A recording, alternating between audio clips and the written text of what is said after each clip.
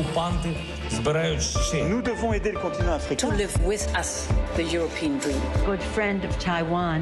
Europe 1, bonjour. 6h51, votre revue de presse internationale. Nous sommes d'abord en Irlande. Bonjour Laura Taouchanoff. Bonjour à tous. À la une de la presse irlandaise.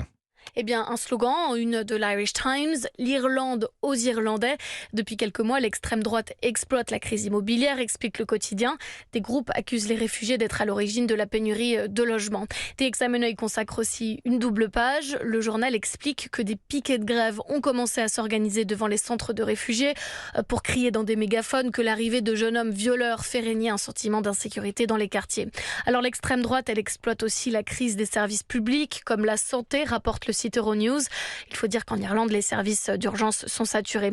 Et ce qui inquiète les observateurs, eh bien, c'est le profil des manifestants qui rejoignent ces groupuscules.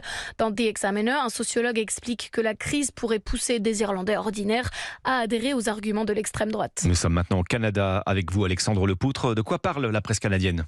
Eh bien de ce bras de fer entre Ottawa et les géants du web Facebook et Google.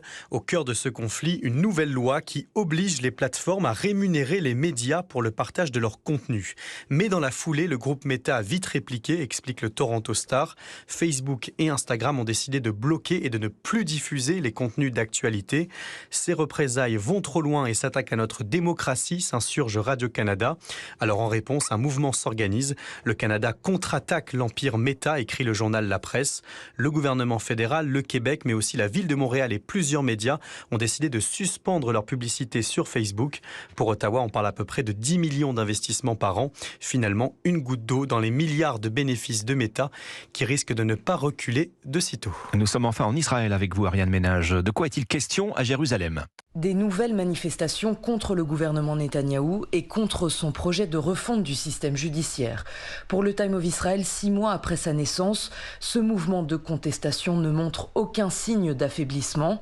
Sous la pression de la rue, le Premier ministre a bien abandonné une partie de ce texte jugé dangereux pour la démocratie israélienne, mais une partie seulement. Certaines clauses controversées sont toujours en cours de vote au Parlement. Cette semaine, remarque le Maariv, des manifestations ont donc été organisées presque chaque jour à travers tout le pays. Une colère ravivée par le départ du commandant de la police de Tel Aviv. Il avait, nous apprend le Yediot Aharonot, subi de fortes pressions politiques après avoir refusé de réprimer avec force les manifestations pro-démocratie.